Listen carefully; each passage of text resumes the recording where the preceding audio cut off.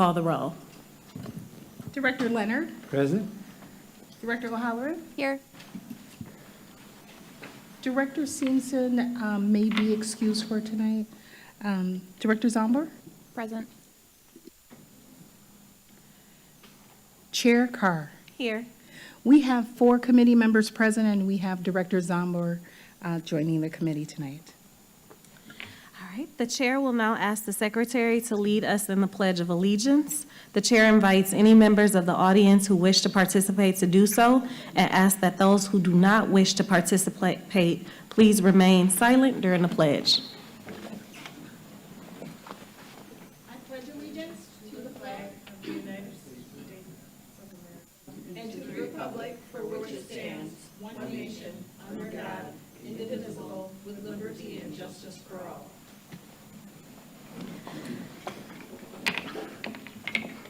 Before we begin tonight's meeting, we have a short announcement regarding interpretation services for the Spanish-speaking members of our audience.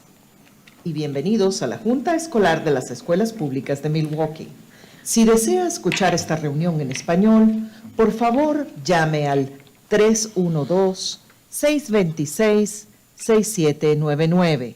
Nuevamente, 312-626-6799.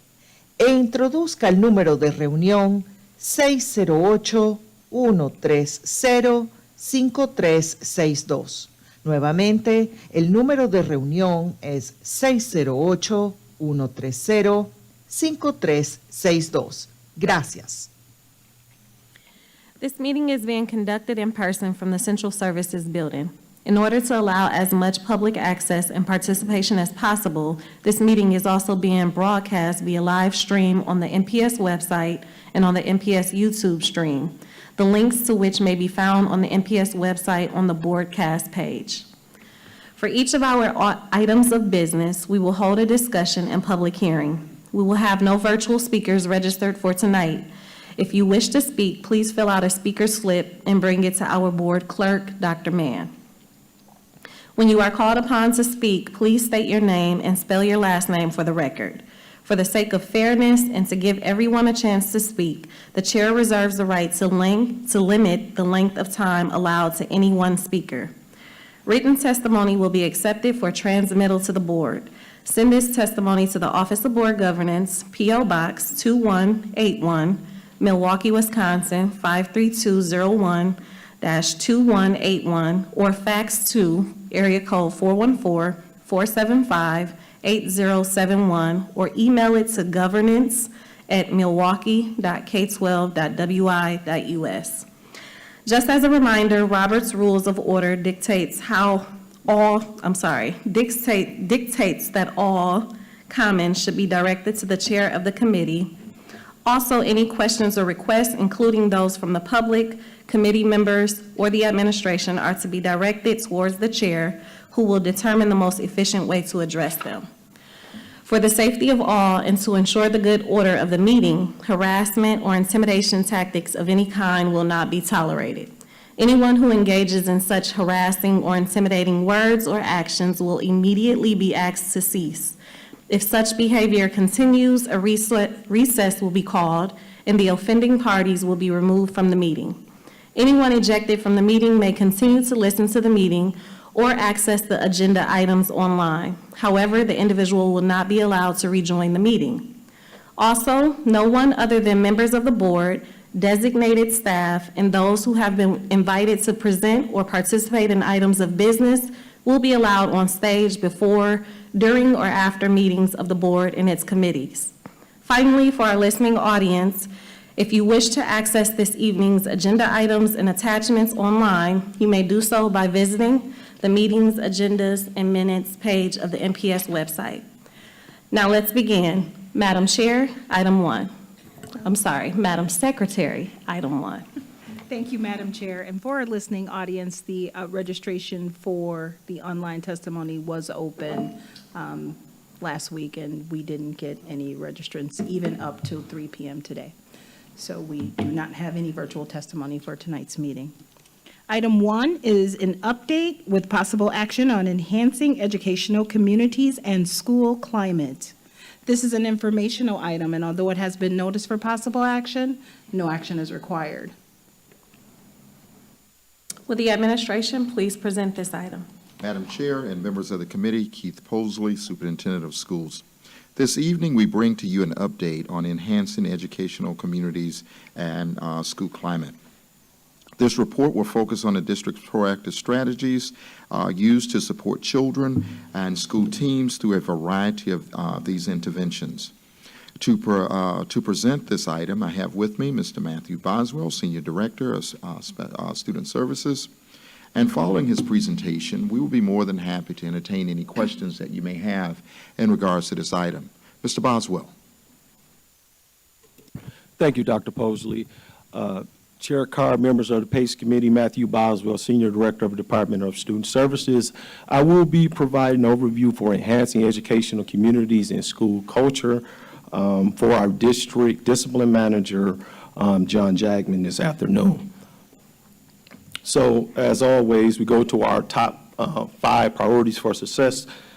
This evening, we will be focusing on improved district and school culture, development of our staff, and strengthening communication and collaboration.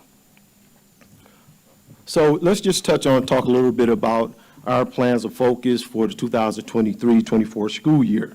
So priorities for the 23-24 school year will include prioritizing school support based on ESA identification, which everyone understands means Every Student Succeeds Act, tiered fidelity inventory implementation, and a CSIP, which is our Continuous School Improvement Pathway. Behavior data and PBIS Tier 1 walkthrough rubrics, as well as our coaching PBIS and behavior building intervention teams, which everyone knows is referred to as our BIT, to support fidelity of implementation of a multi-tiered system of support. Also offering school-wide professional development around implementing school-wide systems, PBIS in the classroom, and our Tier 2 and Tier 3 interventions. Let's talk a little bit about one of the focuses of this year, and that would be our PBIS tier and intervention. Our PBIS classroom coaches support all NPS schools through data analysis, in-class classroom coaching, co-facilitation, and support of school-based PBIS Tier 1 and building intervention team, which I mentioned previously is the BIT team. Professional development and any other support upon request provided by our PBIS team, and those services are district-wide. Talk a little bit about our plans for mental wellness. Our mental wellness initiative. So mental wellness activities are aligned to the NPS strategic plan initiative and student achievement and staff morale and professional learning. The RISE grant, formerly known as the Project Awareness, is part of our mental health partnership in 6 schools that focuses on integrating trauma-sensitive practices, mental wellness into tiers of support. In fall of 2023, we hope to learn lessons about how school can promote mental wellness in all of the student spaces and academic areas. With the approval of the bullying policy and procedures of the Office of Violence Prevention and providing bullying prevention training to school-based administrators, departments, and schools, these trainings inform administrators about the reporting and documentation requirements for incidents of bullying. They also work with schools who request support on the implementation of bullying prevention programs. Through the summer of 2023, the Violence Prevention Program collaborated with the literacy team to offer 5 sessions of classroom organization and management program. 120 participants were related through 4 half-days of collaborative learning designed to strengthen classroom management systems and practices. Additionally, increasing the fidelity of implementation in the second step curriculum during the last school year, we implemented the digital version. Violence prevention will continue to provide support in these areas now that everyone has been trained. The 6 RISE grant schools are Clements, 53rd Street, Milwaukee High School of the Arts, Milwaukee School of Language, Forest Home, and River West. Our next focus would be anti-racism and anti-bias. The anti-racism and anti-bias activities are aligned with the NPS strategic plan initiatives of student achievement. Priorities for the 2023 school year include reimaging school discipline champions as climate equity liaisons, continuing with current teaming systems and practices currently in place, implementing a variety of strategies to interpret bias throughout our district practices, and holding courageous conversations about race meetings across the district with all key community stakeholders. We are continuing with the 3-year plan to have every participant in the courageous conversation about race trained prior to March 2024. During the month of August, we held 22 courageous conversations against race seminars and was able to train a host of staff, including teachers, paraprofessionals, CHAs, safety assistants, kitchen staff, and parent coordinators. Throughout the school year, we will be hosting several more 2-day in-person trainings of Seminar Beyond Diversity. All middle and high school will have a student discipline committee that meets monthly. The Fall Student Leadership Summit in October will kick off this school year activities. All committees will identify a specific problem or practice for integration throughout the year. These committees will examine their problems of practice and present recommendations to school administrators. During the Spring Leadership Conference, the committees will present their overall findings to the larger group. Staff members also have access to self-paced modules on a variety of topics, including interpreting bias, defining behaviors, elevating student voice, reentry after discipline, understanding the history of race, microaggressions, culturally responsible problem solving, among others. All modules are available as self-paced modules within the LMS system or can be facilitated in person upon request. Update on our courageous conversations about race. To date, we have facilitated approximately 116 courageous conversations about race seminars. More than 7,500 NPS staff from all title and categorical alignments have attended and been trained, and we have several seminars scheduled each month to help us reach our goal of the board-directed 100% of staff trained by March 24th.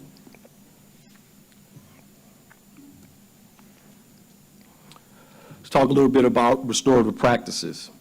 So restorative practices provide regular coaching support to 2 cohorts, which include a total of 19 schools.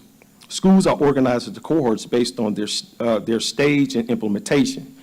Schools interested in implementing a whole school approach to restorative practices start in the exploration stage and build readiness skills.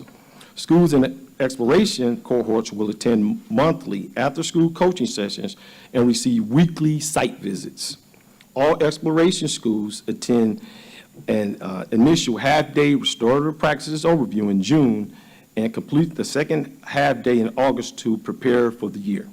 Professional development opportunities are scheduled throughout the school year for staff. 8 core areas of racial justice and equity, cultivating a restorative mindset, fostering a restorative environment, building community, centering students in the curriculum, and addressing issues, repairing and healing harm, and re-engaging our community. Our next steps. So our next steps is to continue courageous conversation sessions. We have 13 sessions scheduled between now and February with a detailed plan of how we can ensure that we get everyone who has not been trained and reach the 100% threshold set by the board. Our quarterly community conversations. Our first event is scheduled for Wednesday, October 4th. We encourage everyone, all community stakeholders, to please attend. Our Student Leadership Summit. Again, our Student Leadership Summit is scheduled for Thursday, October 12th, and we would like to once again to invite everyone to attend. Your voice is valued, your opinions are valued as we work for the children of Milwaukee Public Schools. And lastly, we will continue to promote a usage of the culture, climate, and alternatives to suspension toolkit module as we have in previous years. So that concludes, that concludes the presentation. At this time, I'll be able to take and answer any questions in which you may have. But I definitely want to just give a thank you to all the principals, all the department heads, in terms of making sure that over 7,500 staff has been trained in courageous conversation. It's a very tall lift. I also would just like to thank John Jagman in his absence for his hard work as well as helping facilitate that. And I am confident with working within our administration that we will finish the 100% as directed by the board. So that is something that has gone extremely well, and I just wanted to make sure that I notate that. At this time, we will entertain any questions. Thank you. Thank you. Do committee members wish to make comments or ask questions? Director Leonard? So first of all, I just want to say that when you read the plans and look at the strategy of what we're trying to do, I know we are going in the right direction. Sometimes I don't see it in every building that I go into, and I am not asking you to point out any buildings, so don't misinterpret my question. But I do believe there has to be a level of buy-in and a cohesiveness, and maybe sometimes that's why it's not as strong as it should be in every building, but I'd rather just hear it from you than me guessing. Okay. Administration? Chair, Carr, members of the PACE Committee, yes, and we are individually having conversations with our school leaders and principals about where they are with different elements of implementation, different initiatives, whether that's PBIS, whether that's restorative practices, and making sure that we're trying to fill the gaps for them in terms of the things that they may not be able to readily identify. So that partnership honestly has improved greatly. Our job is to provide as much support as we can to our schools and to our principals, and definitely in fairness to our principals, they are all working extremely hard trying to close the gaps. I think sometime what has helped, we have redirection conversations, and any principal in which we have had a redirection conversation with it has taken it to word and has worked towards improving anything that is suggested. And from our lens, we just continue to offer them the unconditional support that they need to run an efficient building. Madam Chair, members of the committee, one of the things that we have been moving forward is the idea. We started off this summer with the Institute, with all of our principals and school leaders. And every single thing that we have around courageous conversations about race, restorative practices, all of the caveats that we have that you find here in this document, we have gone over with our staff, thoroughly have gone over with our school leaders. And also, this is something that is going into our schools. We have our regional superintendents and ILDs. This is something that they are checking on a daily basis when they're out in schools. Each month builds on itself. When we have principals meeting once the first Wednesday of every month, there's something that each school have to go and work on and come back and report out on some of the things that they are doing around those activities. So this is something that is part of our process, and it's part of our culture, and everything that we do is geared around making sure that we meet those needs. Thank you. Director Leonard, follow up? Just one request. I would like to be invited to watch or attend and observe a couple of the Student Discipline Committee meetings. I'd like to just get a feel for what that's really about. I think that that's really an ideal place to work with. And then just one real quick question, and then I'll give the floor on that. But so the teachers coming in that are newest, do you see them more prepared for this type of approach, especially when we're talking about restorative practices and a much more inclusive kind of approach with all of our students? Just out of curiosity from what you've seen. Administration? Madam Chair, members of the committee, that is very difficult question to answer, because people are being prepared in a number of different institutions around the country, and they are coming in. But I will say that we have made it intentional that during our orientation week, we have 5 days where no one can go into school until they go through the orientation, the 5-day orientation piece, and this is the material that we cover during that particular time. And also, the first part of your question with we will be more than happy to get a list of those dates of the times that we're going to be meeting with those students to the entire board. So anyone that is interested in attending, we have no problem with, just let us know. Thank you. Thank Director you. Leonard, any follow-up? All right, any other members of the committee? Director O'Halloran. Thank you. Thank you for the timeline for meeting the initial goals for the courageous conversations around race. Back in May, we had set aside additional funding for 43 schools to come from ESSER dollars for additional training, and there was supposed to be a task force that was started, and I was wondering if I could hear anything, updates around that work and scheduling on top of the other courageous conversations around race work that's already working, or in progress, I guess I should say. Administration? Chair, Carr, members of the PACE Committee. Yes, so, and just speaking to that, I know there was a laser focus on definitely making sure that courageous conversation goal of 100% staff trained was met. And because Mr. Jagman, as the district discipline manager, leads both initiatives, we have been in conversation about that in terms of aligning everything. Our strategic approach was to make sure that by March of 2024, we had checked goal 1, which was to make sure that all staff was trained. In terms of Director O'Halloran's question, that is goal 2. In terms of, identifying, working with those schools, and building the spoke about support around that initiative. So that is not a lost goal. It has been thought of, planned out, and it will be executed. We just want to get goal 1 out of the way first. Any follow-up, Director O'Halloran? Not around that. I just wanted to put a plug that while I was here, I received an email as an MPS family member. And since we've talked about mental health, I just wanted to give a shout out to the Black Youth Suicide Prevention Summit, Hope and Healing, that will be happening later on this month. And I just wanted to thank administration for hosting that very important topic. So with that, I'm done. Thanks. Director Zomber? Thank you, Chair Carr.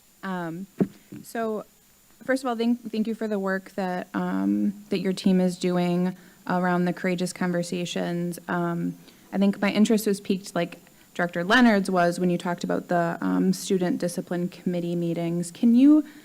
I would also be interested in learning more about that. But can you just talk a little bit more about, who participates in those? And how those are set up, what that looks like. Administration? Chair, Carr, members of the PACE Committee, yes, so those are monthly meetings. The discipline champion at each school actually sets the date, so those dates may vary depending on school. I know Mr. Jagman, who is our discipline manager, is very much connected to those dates. I know that he does go out and meet with various discipline champions throughout our district to gain perspective around topics that students are talking about. I know that that information is provided to him. So a lot of the topics may vary around individual students and school needs and interests, and also some identified questioning and answers for students across our district. So once again, as Dr. Posley mentioned, we could definitely get dates to the PACE Committee. If you are interested in going out and actually participating or observing such meeting, we'll definitely get those dates. contact the discipline champion in the identified school. And definitely, I think they will be more than happy to have you be part of that process. Thank you. Any follow-up, Director Zambor? Just one around, I know you said that the committees would probably be presenting the findings at the Leadership Institute, maybe in spring.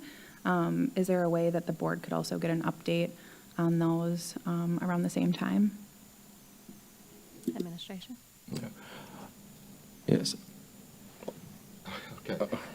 Madam Chair, members of the committee, yes, we'll be more than happy to make that a part of this agenda when we report back. And also just want to make it aware that it's the idea of some of the things, because I know we have been asked in the past about documentation and those kinds of things. We have, student names and those kinds of things. But the overall concepts and things that they're talking about, that's truly available, and we could make that a part of one of these updates. So we could look at Mr. Boswell adding that. Thank you. And- Thank you. And I guess I would just add that, I would be interested in like the good, bad, and the ugly. Like, it doesn't always have to be sunshine and roses. We want to know what challenges we're facing so that we can help, support our schools. So if there, however we can present that while maintaining student confidentiality, but actually getting to some of the root issues, that would be appreciated. Chair Carr, members of the PACE Committee, very point taken. The information has been very transparent in terms of what Dr. Posley said. We just try to make sure that we don't have any identifying information in there, so that's something we can do. Follow-up? Okay. All righty. We do not have anyone live. Anyone in the audience? No? Speakers Madam list? Chair, we have no request for public testimony on this item. All right, thank you. Madam Secretary, next item, please. The next item is item number 2, which is the report with possible action on student restraint and seclusion. This is an informational item, and although it has been noticed for possible action, no action is required. Would the administration please present this item? Madam Chair and members of the committee, the item before you on this evening's agenda is an annual report on the student restraint and seclusion. Matthew Boswell is here with me to provide an overview of the data for the 2022-23 school year. Following the overview, we are prepared to answer any questions that you may have in regards to this item. Mr. Boswell. Chair Carr, members of the PACE Committee, Matthew Boswell, Senior Director of the Department of Student Services. In 2020, Wisconsin Act 125 created Section 118.305 of the Wisconsin State Statute, which provided direction on the use of seclusion and restraint with students in public schools. Act 125 has several key components, including conditions for use of seclusion, conditions for use of physical restraint, notification and reporting requirements following the use of seclusion or restraint, training in the use of seclusion and restraint, and requirements for the use of seclusion and restraint on students with disabilities. To ensure compliance with the Wisconsin State Statute 118.035, the administration have taken the following steps. Training has been provided to staff across the district in use of seclusion and restraint. These training also focus on positive interventions and supports to address potentially dangerous behavior. In total, more than 2,300 staff members have been trained over the past 6 years. For the last 7 years, all principals, school administrators, and special education supervisors receive in-service on the requirements of Wisconsin State Statute 118.035. The district's mechanism for recording incidents of seclusion and restraint has been significantly enhanced by the Infinite Campus Student Information System. In the 2022-23 school year, we had a total of 417 incidents of physical restraint and seclusion. And just to give you some comparison, to years prior. In comparison to 2022-23, in comparison to 2021 and 22, it has been 60 incidents of reduction in restraint and seclusion. That is directly aligned with our training. That is directly aligned with our messaging and our support to our administrators and our school leaders. That is directly aligned with our overemphasis on verbal cues instead of physical engagement. And throughout the years, we have reduced incidents of restraint and seclusion in the Milwaukee Public Schools by hundreds. And that is a direct result of administration. That is a direct result of Dr. Cotton and regionals having a very intentional actions in terms of working with our principals, making sure that they are appropriately trained, making sure that they enter the information in Infinite Campus. We have a checking and auditing mechanism where if any schools we have any concerns of schools in terms of their restraint and seclusion incidents, we go in and we make sure that we pull some of the incidents and we go in and make sure that the appropriate measures have been followed. So I do want to say to just all of the principals that are listening to our feedback, receiving the training, and then going and executing what they were taught in sometimes a very difficult situation. I do just want to say kudos to them as we continue from the administration side to continue to reduce any incidents of restraint and seclusion. At this time, I will answer any questions that you may have. Thank you. Do committee members wish to make comments or ask questions? Director Leonard? Just that, and I'm assuming that this is similar to the training that I received some years back. It would be quite a few years back now, to be honest with you. but kudos to the safeties and all the people that worked with us. The training does work. If it's practiced and it's done skillfully, it really makes a difference. It really reduces the amount of problems that you would have with a student or students. There are definitely ways to de-escalate before things get out of hand. I just have to give kudos to everybody that works on this. And you're right, some of those situations are very, very stressful when you get into the middle of them, but it works. It's challenging, but it does work. Administration? Madam Chair, members of the committee, that is absolutely correct. We are looking at, how we can de-escalate issues and make sure that they don't result into other things. There's a number of individuals. You mentioned the safeties. You have teachers. There's paras. There's everyone that work within the school community, contributed to where we are today. And we just want to say kudos to those individuals that also supported our principals. The principal write it up, but at the end of the day, those communication cues and all those kinds of things, and working and helping to de-escalate problems and making sure that we don't get to those levels that we have to have restraint and seclusion. Thank you. Any follow-up? Do any members of the public wish to make comments? A request for public testimony on this item. Thank you. Madam Secretary, next item, please. The next item is item number 3, which is a report with possible action on the family and community engagement. This is an informational item, and although it has been noticed for possible action, no action is required.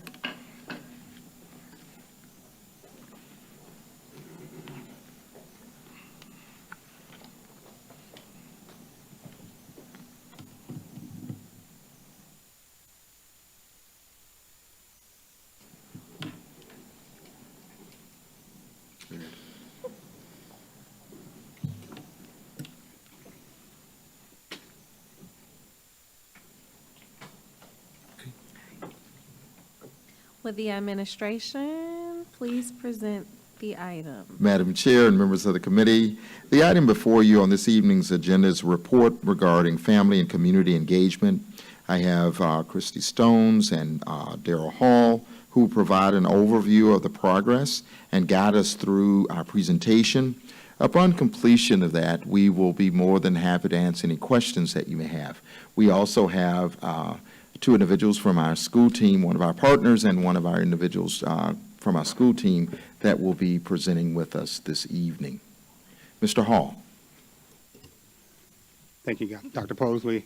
Good evening, Chair Carr, members of the committee. My name is Darrell Hall, and I am the Family and Community Engagement Specialist with the Department of Strategic Partnership and Customer Service. This evening, we are pleased to provide you with an update on the work happening around family engagement, and I'm joined by Molly McGowan as well as Melissa Johnson. They will co-present with me this evening. As the district focuses on the 5 priorities for success, family engagement is critical across all 5. This report shows alignment with the development of our staff and strengthen our communication and collaboration priorities. Tonight's report, we will cover some department highlights. I will provide details on the annual Title I family meeting, followed by a report from my 2 co-presenters. They will each share additional work within the department related to developing the parent coordinators and engaging our staff. So here are a few highlights from the department efforts to better position the parent coordinators in engaging families. First on this slide, the District Family Engagement Liaison Training.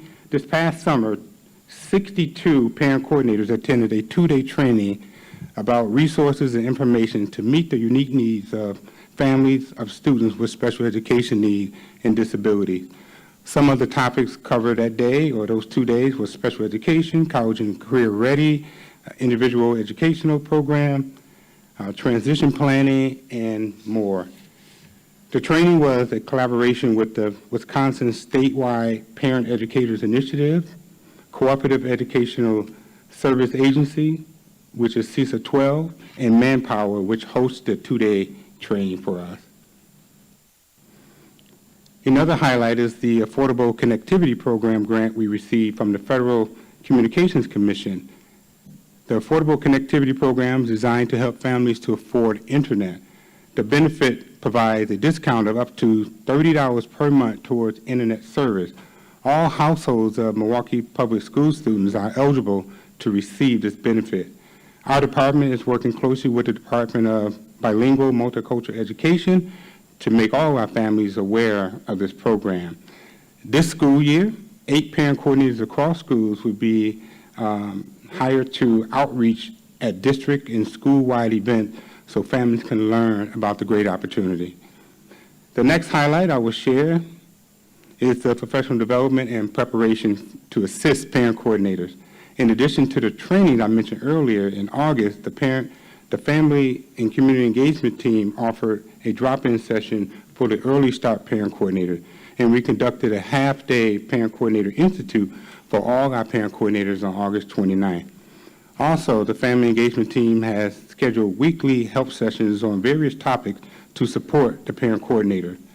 Lastly, 2 orientation dates are scheduled for this month for the new parent coordinator. The orientation will cover essential responsibilities of their role.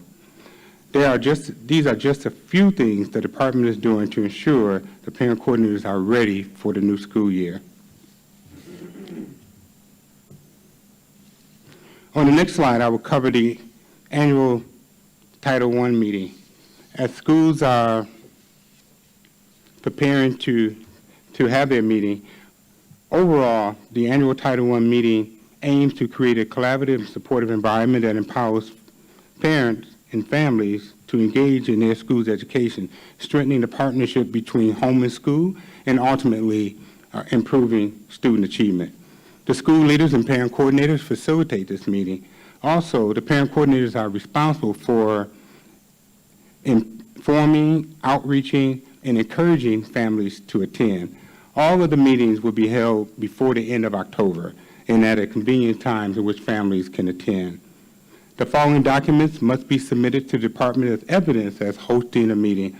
We want to ensure that these meetings are happening, so we require them to schools to submit agendas, the school compact, which is a jointly created document between the school and the family. School leaders and the parent coordinators and families will develop a compact together and identify strategies so that students are successful. In addition, the flyer and the attendance sheets are all required. The documents, templates, and instructions on the Title I meeting are all available to the parent coordinators and school leader via the parent coordinator classroom. Now, I will switch gears and introduce Molly McGowan to talk about another component of our work with the parent coordinators.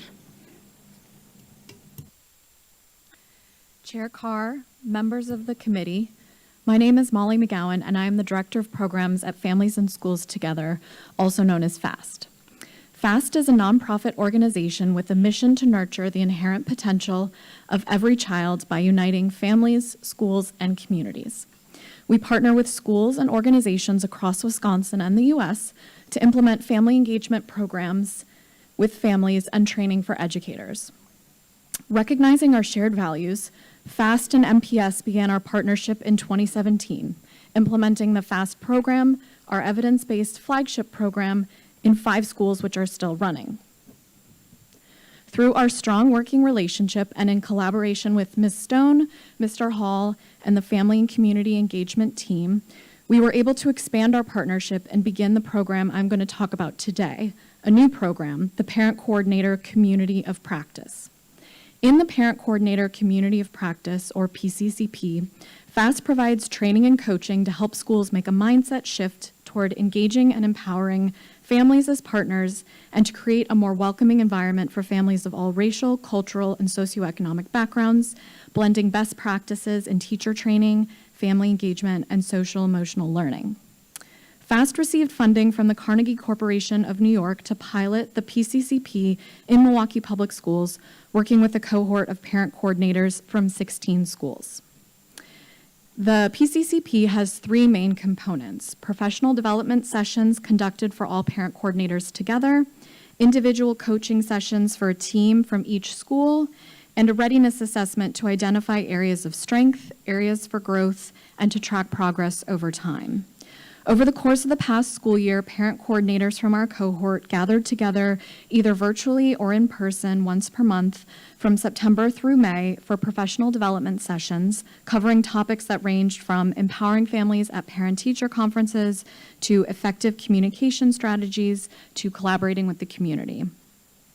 Parent coordinators were provided with concrete actionable strategies and tools to take back to their schools, staff, and families. But also crucially, as experts in this work, parent coordinators also had the opportunity to share ideas, strategies, and resources with one another, providing support and encouragement for one another as well. Beyond the professional development sessions, each PC and school was assigned a FAST coach who met with PCs to help them form a family engagement team for the school. These teams consisted of the PCs, teachers, and administrators who worked collaboratively to identify family engagement goals and create an action plan to achieve those goals. Close collaboration with Mr. Hall and the FACE team ensured that the PCCP was aligned with district goals while still being tailored to the needs of each unique school and parent coordinator. With renewed funding, we will be continuing the PCCP with the same cohort for a second year, with the second year focused on deepening the work started in year 1. Professional development sessions will focus on addressing problems of practice, and coaching sessions will provide support to teams on making progress on identified goals, alignment with school improvement plan or SIP goals, and helping to empower parent coordinators in their roles as leaders of this important work. With that, I would like to turn it over to Ms. Melissa Johnson, who is the parent coordinator at Douglas Middle School and a valued member of the PCCP cohort. She will be sharing her experience and perspective of this work. Chair Carr, members of the committee, my name is Melissa Johnson. I am the proud parent coordinator at Andrew Douglas Middle School. I've been the parent coordinator at Andrew Douglas since Douglas reopened as Douglas in 2017. I'm going to share some things I've learned with our parent coordinator community practice PCCP meetings over the last year. We, as parent coordinators, come to PCCP to learn better ways to engage with families and learn from each other about strategies to help increase family involvement.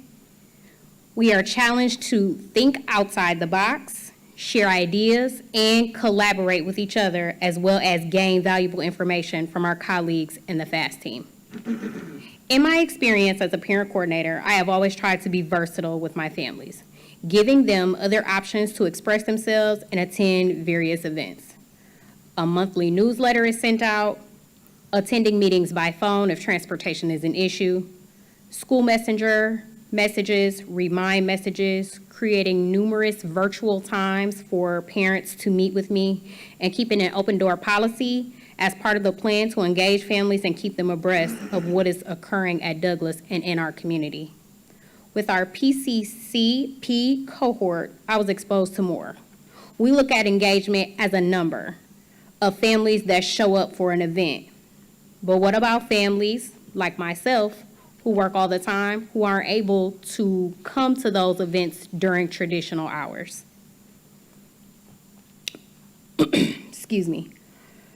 A family that comes or answers the phone when their child is in need that I can check in with, a family that asks for minutes from our meeting, a family that shares your school information.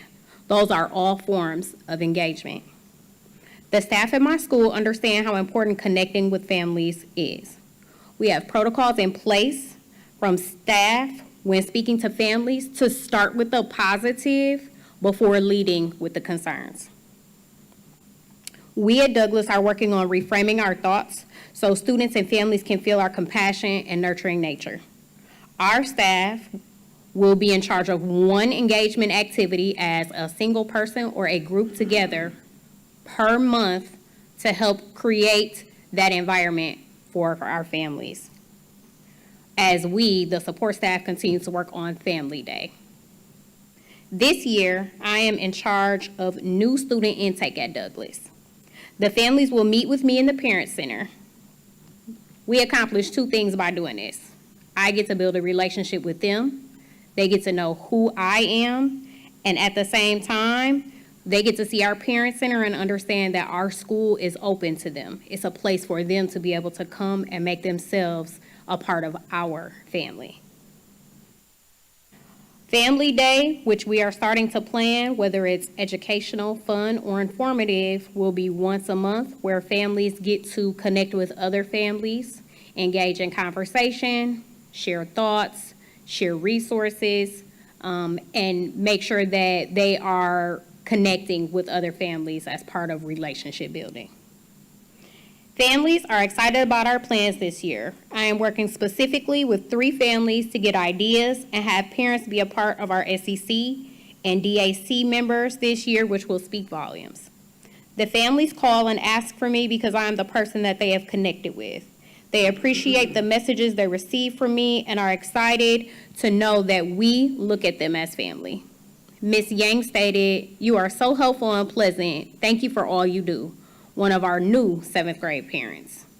Ms. Harris said, "I love coming into the building at Douglas. I'm always greeted by a staff member and someone is able to assist me with anything that I may have a concern about, from my daughter's teacher to the safety to Ms. Johnson to the principal. They work together as a family to help keep the needs of my family and I." One of our returning 8th grade families. I will now turn it back over to Mr. Hall, the Family and Community Engagement Specialist, to wrap things up. Thank you, Ms. Johnson and Ms. McGowan. That concludes our presentation. We'll be happy to answer any questions that you may have at this time. Thank you all. Do any committee members wish to make comments or ask questions? Director O'Halloran? Thank you. I have 2 questions. One is related to the Title I meeting. Is there a way that we can advertise it by a different name? Because I just, like, if you are a family that's outside the bubble, the education bubble, and someone said, "You should join me for a Title I meeting," I would be like, "Thank you. I have laundry to fold." You know what I mean? Like, it's, unless there is a great explanation of what's taking place and how it benefits you and your student. Like, I think it may be a little off-putting, but I don't know what the requirements are for the meeting, like if it has to be called that, or if we can call it something dash Title I to make it more catchy. Thank you. Administration? Chair Carr, members of the committee, Darrell Hall, Family and Community Engagement Specialist. That's a great question. A lot of the parent coordinators use different strategies and techniques to get parents to come to a meeting. I agree with you. Come into a Title I meeting not knowing what it is or understanding what it's about may be a turn off, but they've been very creative with coming up with different titles, inviting parents to come into a meeting and then discuss the Title I meeting. However, back to your other part of your question, is that it is a requirement that we must know, that parents must know that it is a Title I meeting. So they don't have to call it the Title I meeting on the big banner, but it has to be labeled as the Title I meeting so parents can be fully informed about what the expectations are when they come to those meetings. Madam Chair, members of the committee, one of the things I would say back in the day when I was principal, it was the idea we call it the compact meeting and parent compact. And, you know, they talked about the compact. Compact was one of the things that they go over, body of information that they need to know about the school and various different things and guidelines. So we could be creative with for the namesake, but like Mr. Hall has said, we still have to make sure when we list and we report out that it's a Title I meeting. But yes, we can get moving with the name, and that might be a wonderful opportunity for the parent coordinators at their next meeting to come up with, you know, a new catchy name or some other names that they're using that they have been successful on of getting individuals to come in. Thank you. Any follow-up? Not about that, so thank you for the consideration. It may sound silly, but I think advertising sometimes helps. And my other question was, I've asked it before and I can't remember the answer, but it's around parent coordinator communications, specifically emails and when we get the links. So I need to go to my laptop when I get an email, like for the newsletter or whatever from our parent coordinator. I have to go there because if I try to access it on my phone, it like requires me to download it and it can be difficult to access. And I was speaking with a parent at one of my schools and she also shared that was a challenge, so it's not just user error. I was just wondering if there are any strategies around how to make the information, especially information that is so lovingly prepared by all of our parent coordinators, how can we make that more accessible? Administration? Chair Carr and members of the committee. So we do have other strategies. I know that sometimes downloading is probably the easiest for us to be able to get all the information that we have compounded into one. We have to convert documents into a PDF form so that we can then transfer that information out to you all. I do notice that lately when I use Remind, which is a service that is provided by MPS, that you don't have to download it. It actually comes up as a link. You can tap the link and then move it right into the newsletter. I try really hard to keep our newsletters short, simple, and sweet. It's a little hard sometimes, but we definitely try to provide those additional options. As well as I always have a paper copy for families when they come so that if they don't want to download, I've had that same remark, I don't want to download it. So I just print a couple of paper copies, and as families are picking up kids for dismissal or dropping them off in the morning, you asked for the newsletter, here you go. Thank you. Any follow-up? And thank you. I will say the school that I heard the parent have concerns around, they use Class Dojo. They haven't implemented Remind. So maybe it's as simple as using a different app or something. So thank you. Thank you. Any other members of the committee wish to make comments? Director Leonard. Thank you, Chair Carr. A couple of questions. So I have one thing so I've been working with parent coordinators for over 30 years. And I'm curious as to if we had the FAST program in all of our schools, how would that look different than what we have right now? I guess I'm trying to grasp this and try to understand the differences between the program you're presenting with FAST versus what we should be doing with all of our parent coordinators. Administration? Chair Carr, members of the committee, Darrell Hall, Family and Community Engagement Specialist. The program you heard about today is the Parent Coordinator Community Practice. It's different from the FAST program. So the FAST program is a traditional program which they have identified 5 schools that they traditionally work with their families in those 5 schools. So the Parent Coordinator Community Practice, we identified 16 schools to work with. It's really setting the foundational learning for new parent coordinators and some of the seasoned parent coordinators to learn about engagement strategy, hopefully, to work and pass it on to be more of a practice across the district. So the FAST program is a more traditional FAST program, intentionally working with 5 schools that are already been identified and outlined. Any follow-up? Yes, so thank you with that. I guess this is just an open question. What would be the one thing that our parent coordinators would need to be much more successful? And I'm going to be honest, most of those that I've worked with have been very strong, and they've done an excellent job with the resources they had. But I always ask them these questions, and Mr. Hall knows that. I'm very honest with them, and I want to know what they need from us. Administration? Chair Carr, members of the committee, I think the one thing that would be extremely helpful for us is the amount of resources not being limited. And when I say that, I mean, I work in 53206. I'm going to be extremely transparent about the limited amount of resources that we receive. I love Douglas. I've been there for a really long time. And my principal trusts me as the parent coordinator to work for my school. But we are struggling transparently for even teachers. And so resources for us, bodies, those are things that we need for our schools to function. I look at our school as a whole. We are a family. So if I lack something as the parent coordinator, our school lacks something. We're not a well-oiled machine. We can't get that wheel turning if we don't have all the pieces in place. And so for me, if I speak candidly, it's the resources. Thank you. Thank you very much. Appreciate that. I'm going to pass the gavel. Thank you. Can you elaborate on what those resources are?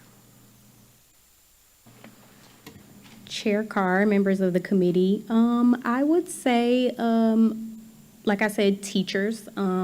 We have struggled over the last 4 or 5 years to be fully staffed when we start school.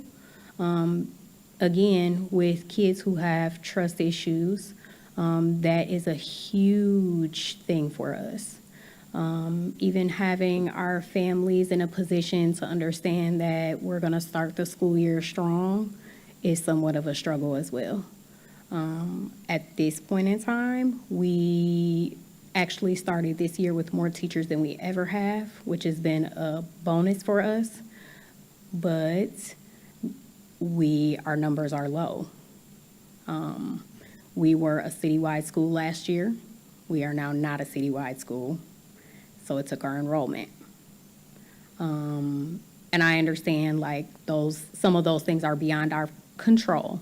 However, it does pose for difficulty for us in our school to continue to service the students that we have in our area and for those kids to thrive.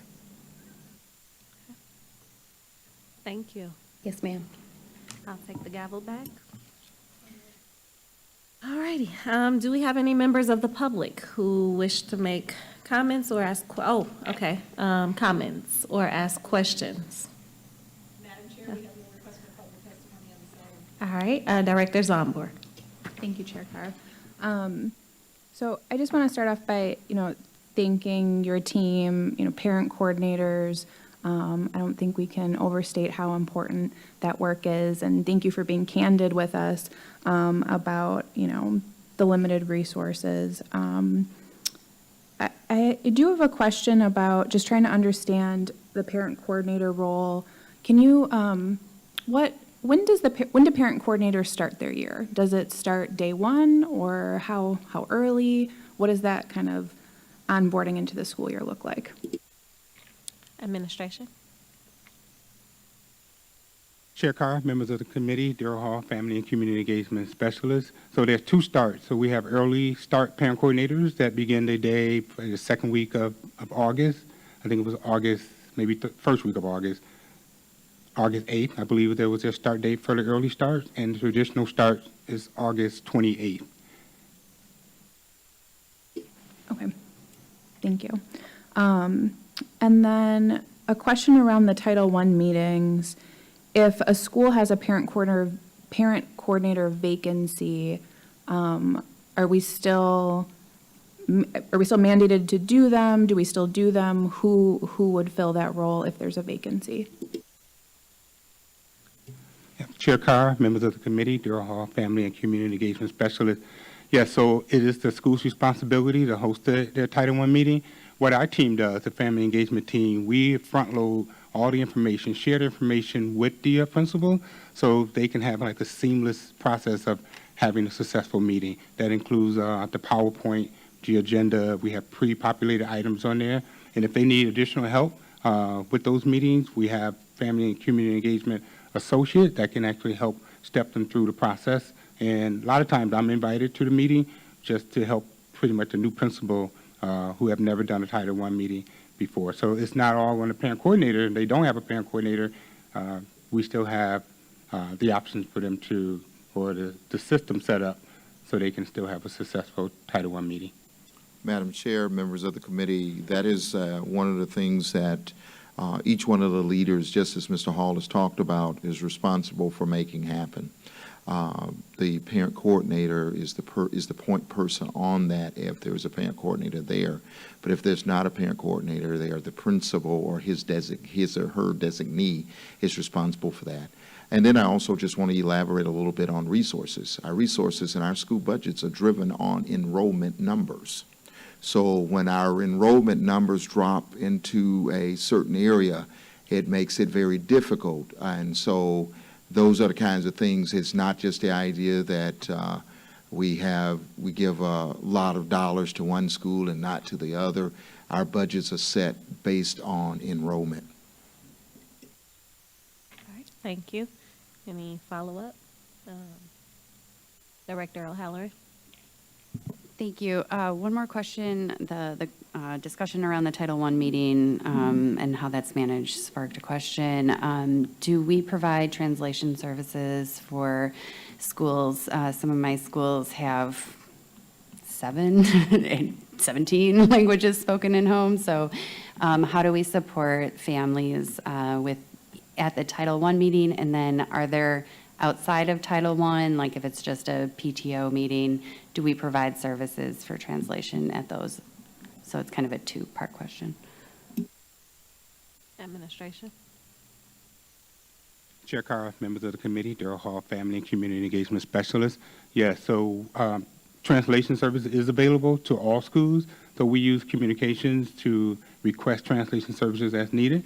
All the parent coordinators have been trained on using what we call our internal process for project planner, and then they can request translation services, list their dates, times, and that information gets sent over to communication, and communication typically would honor that request based on the request that's made and the number of interpreters that they may need for their particular meeting. And that includes all forms of meetings or events that they're having.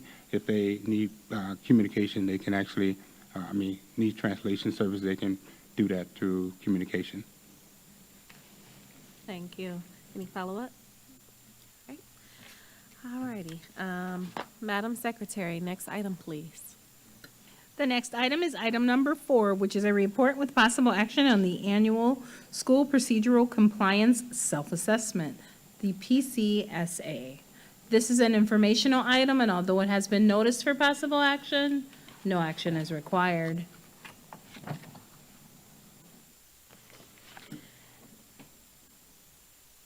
Give the administration a second.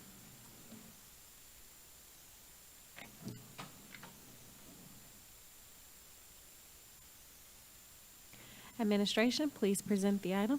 Madam Chair and members of the committee, the item before you on this evening's agenda is our annual procedural compliance and self-assessment report, referred to as PCSA. At this time, I will ask Mr. Travis Pinter, Senior Director of Specialized Services, to provide an overview of the report. And following its overview, we'll be more than happy to entertain any questions that you may have. Travis. Thank you. Director Carr, members of the committee, Travis Pinter, Senior Director of Specialized Services. Happy to be here tonight to talk about our annual PCSA assessment, and I have Amy Kowalski with me as well, who's going to help go over the report. This is the Reading Drives Achievement Procedural Compliance Self-Assessment. We say RDA PCSA, after we've said it enough times, is from DPI's System of Continuous Improvement, and it's focused monitoring that does a few things. Primarily, it leads to improved service delivery to students with disabilities. It provides information for needed professional development, and it contributes to district personnel accountability for higher outcomes for students with disabilities. This particular report, when you look at the executive summary, is going to be assessing items in the following areas. We have initial evaluation and reevaluation activities. There are 4 of those. You'll see 23 items on IEP activities. There are 4 on IEP implementation. There's 1 item on discipline requirements, and there are 3 on shortened day requirements.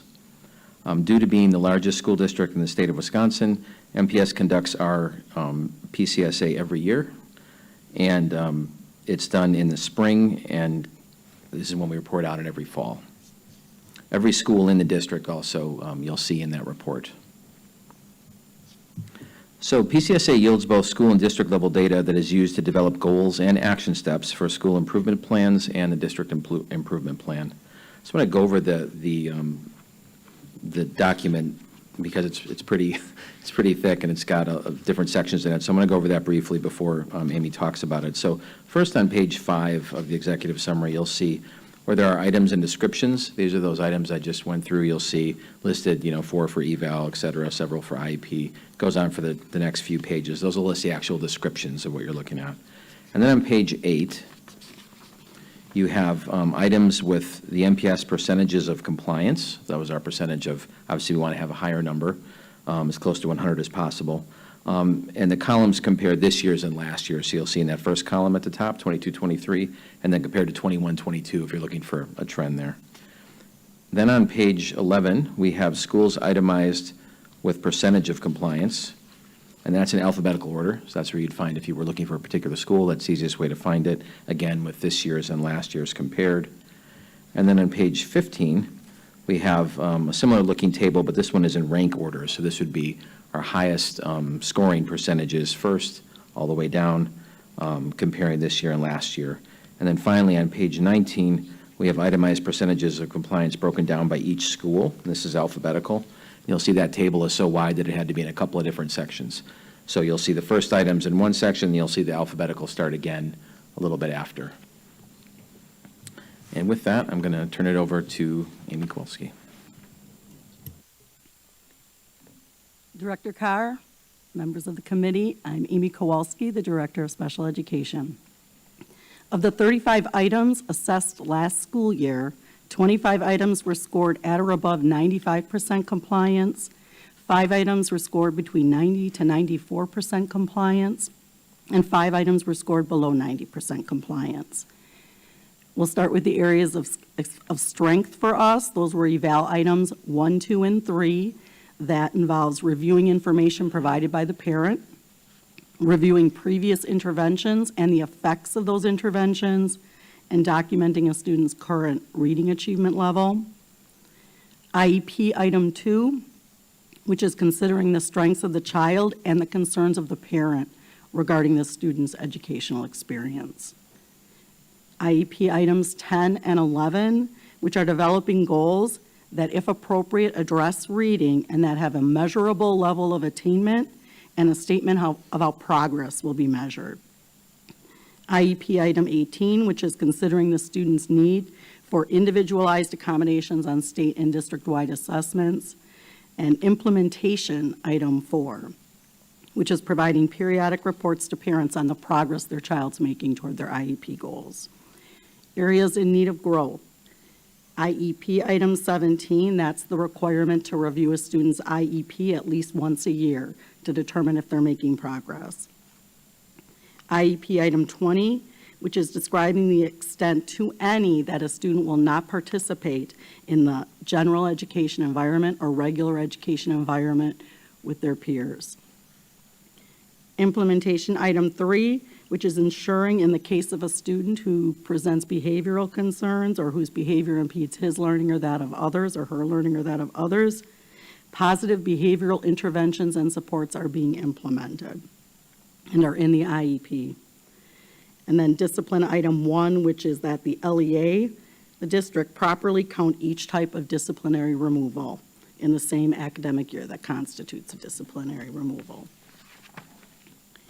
To encourage continued parental guardian involvement in IEP activities, the Specialized Services Department frequently collaborates with the Strategic Partnerships and Customer Service Department.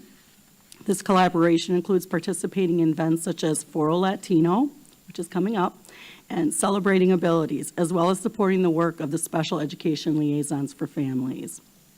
To continue improving in all areas related to PCSA, the Specialized Services Department supports school personnel through professional development opportunities in a variety of areas, including inclusive practices, positive behavioral supports and the disciplinary requirements for students with disabilities, eligibility criteria, supplementary aids and services, specially designed instruction, data collection and analysis, and IEP development, all of the things that impact our performance on RDA PCSA. These opportunities are in addition to DPI-facilitated trainings for specialized services administrators on the items that are assessed. We do that 2 times a year. We do that at the start of the school year, so we'll be doing it this week, actually, Thursday morning. And then we do it in the spring, right before the assessment takes place, to ensure we're all calibrated and assessing items in the same manner. We also have an internal system of controls that includes specialized services administrators regularly reviewing IEPs to ensure that providers are compliant with the items and providing feedback to school-based personnel regarding these activities. And administrators also complete reports on a regular basis that are reviewed by the school leader, so they're done individually by school. The reports address timely completion of IEP activities, maintenance of special ed class lists to ensure that we have an appropriately licensed special ed teacher in front of our students, and that the disciplinary removal suspension data for students is being monitored. And that concludes our report.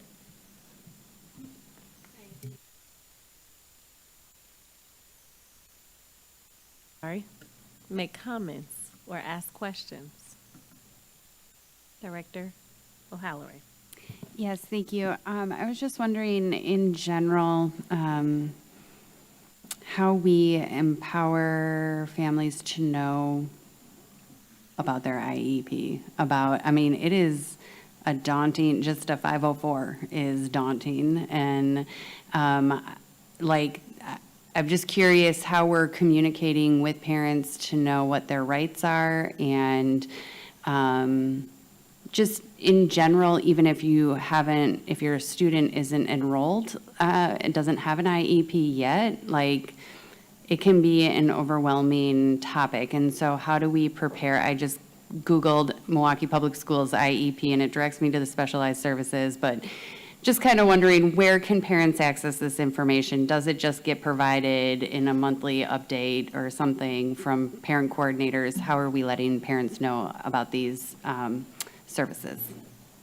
Administration.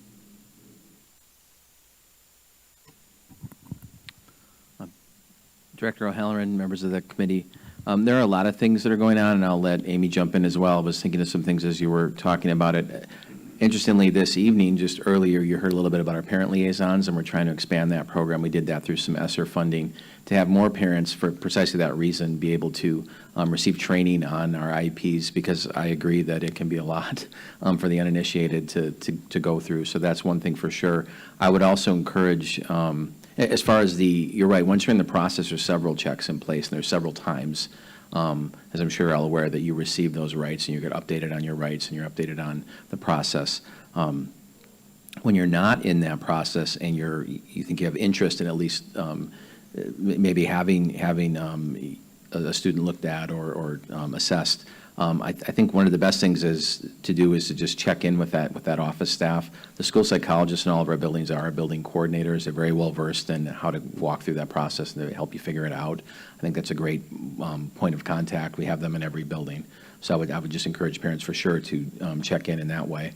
And also, all of our buildings are equipped, and we regularly go through trainings with them on how to take in referrals from any source and to then reach back out to the parent immediately, basically, with an explanation of what their rights are, what exactly they're asking about, because sometimes they don't even know if they're asking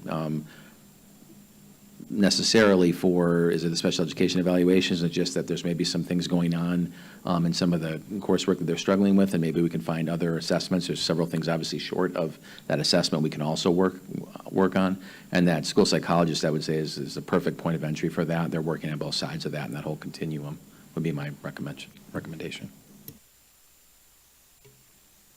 Director Halloran, members of the committee, Amy Kowalski, Director of Special Education.